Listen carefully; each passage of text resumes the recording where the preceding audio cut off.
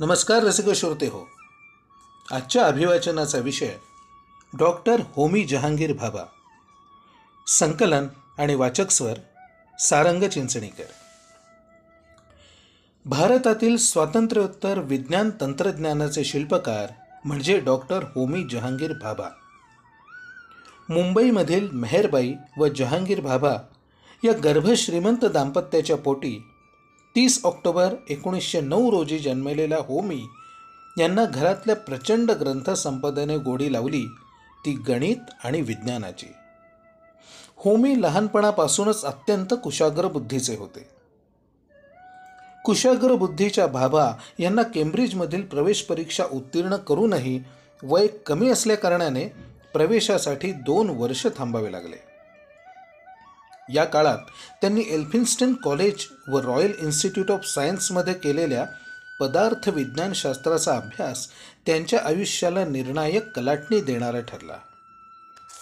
गणितात प्रावीण्य मिळवून टाटांचा स्टील प्रकल्प चालवण्यापेक्षा पदार्थ विज्ञानशास्त्रातच संशोधन करण्याचा निर्णय त्यांनी घेतला. त्यावेळी त्यांच्या वडिलांना आश्चर्य वाटले खरे, पण भाभा यांना पदार्थ विज्ञानशास्त्राने अशी काही मोहिनी घातली होती की त्यांना अणू, रेणू व इलेक्ट्रॉन याशिवाय दुसरं काही सुचतच नव्हतं. राऊसबॉल ट्रॅव्हलिंग स्टुडंटशिप मिळवून युरोपमधल्या महत्त्वाच्या प्रयोगशाळांना भेटी देत असताना भाभांनी बाहेरच्या क्वांटम थिअरीचा खोलात जाऊन अभ्यास केला. कॉस्मिक किरणांवरचा त्यांचा प्रबंध रॉयल सोसायटीच्या नियतकालिकात प्रसिद्ध देखील झाला. त्यावेळी होमींचं वय होतं अवघं 27 वर्षांचं. स्कॅटरिंग ऑफ पॉझिट्रॉन्स बाय इलेक्ट्रॉन या विषयावर त्यांनी केलेलं संशोधन भाभाज स्कॅटरिंग म्हणून प्रसिद्ध झालं. अमेरिकन संशोधक कार्ल अँडरसन याने एका पॉझिट्रॉनचा शोध लावून त्याला मेसिट्रॉन असं नाव दिलं.